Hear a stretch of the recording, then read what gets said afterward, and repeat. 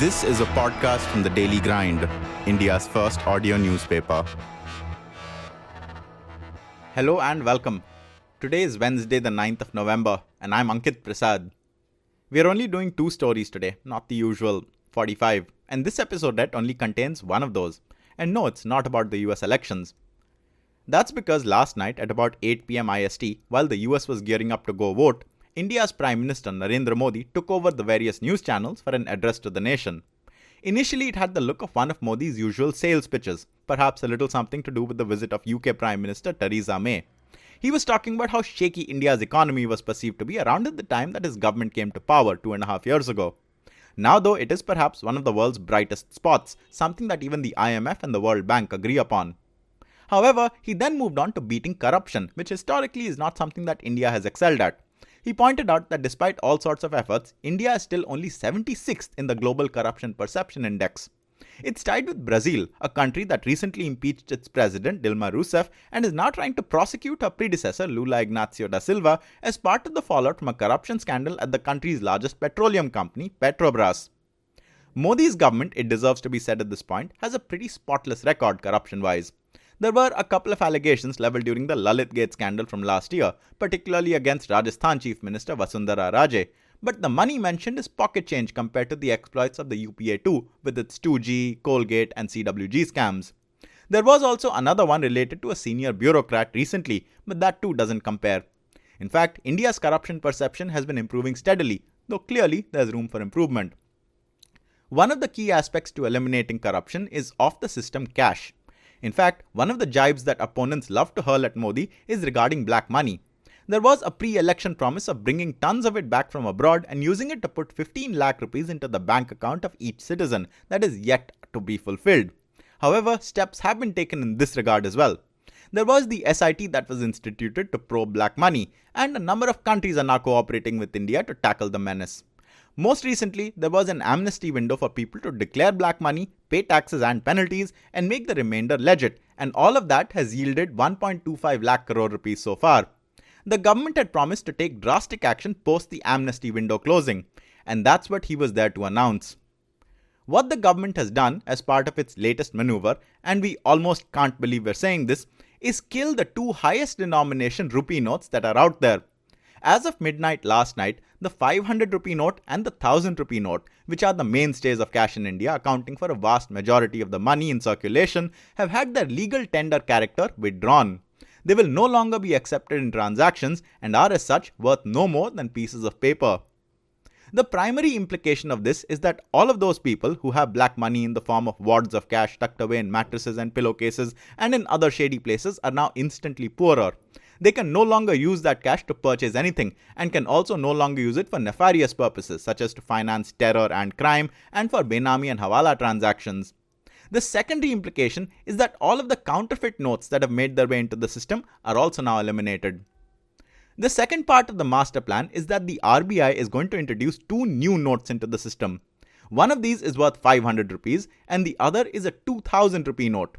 These new notes will be circulated starting tomorrow in such a fashion that those who have made their money by legitimate means will be able to swap the defunct 500 and 1000 rupee notes for the new ones and move on, albeit with a little hassle, while those with black money will have to reveal and surrender it or watch it become worthless. There are a couple of things that can be done with the defunct 500 and 1000 rupee notes to avoid them becoming worthless. You or someone authorized by you can deposit it to your bank or post office account. Standard deposit rules will apply. So if you do have a lot of cash, black or otherwise, this is probably your best hope. Be sure to carry your PAN card in case it's a lot of cash and be prepared to be asked where you got the money. If it's a more manageable amount of cash, you can swap it at any bank or post office for valid currency. That is all of the remaining notes and coins plus the new 500 and 2000 rupee notes. There is a 4000 rupee per day limit on the swap, which will likely be revised upwards on the 24th of this month. Remember to take some ID. The deadline for replacing the defunct 500 and 1000 rupee notes is the 30th of December. If you still have them on you beyond that date, you can take them to the RBI and declare them there and possibly negotiate a deal. Details haven't been made available yet. Once again, take identification with you and be prepared to be asked questions. One of the immediate consequences of the mega move is that the cash transactions are likely to come to a standstill these few days because most of the currency is essentially useless. Banks will be shut today, and even ATMs will not dispense money as they need a day to recalibrate. But starting tomorrow, you can head to an ATM and withdraw up to 2,000 rupees per day per card. This limit will be raised to 4,000 rupees soon. If you need more than that, you can also head to your bank and withdraw up to 10,000 rupees per day, up to a maximum of 20,000 rupees per week. This limit will also increase in the coming days, as and when the new currency adequately permeates the system. In the immediate term, meaning till midnight on Friday, there will be a couple of places where you can still use the old defunct 500 and 1000 rupee notes. Government hospitals and pharmacies will continue to accept them, as will crematoria. For food, state and central government authorized cooperative stores and milk booths will accept the old notes. And you will also be able to use them to travel, such as by purchasing fuel at PSU petrol pumps or buying tickets at railway counters, airport airline counters, and government bus counters. That's till Friday midnight. Also, through all of this, you can comfortably use all of the digital and online transaction and payment means available to you. So net banking, debit and credit cards, online wallets, and that kind of thing are all still available. In conclusion to his speech, Modi appealed to the people to endure the inconvenience for a little while because the positive effects are enormous. And we agree with him. Nobody expected this. There have been calls earlier for phasing out higher denomination notes for precisely these reasons, but to do it cold turkey and replace them with new currency immediately is nothing short of a blitzkrieg on black money. The ramifications of this will be felt in different ways for at least a while. At the moment, in some specific industries, there are most definitely a few people who are very worried.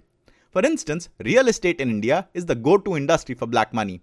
Enormous illegal cash transactions are involved in both the demand and supply side, but going forward, after a little adjustment and cleaning up, housing rates will likely fall, and most importantly, it will become easier to buy and build houses using loans, which the banks will love.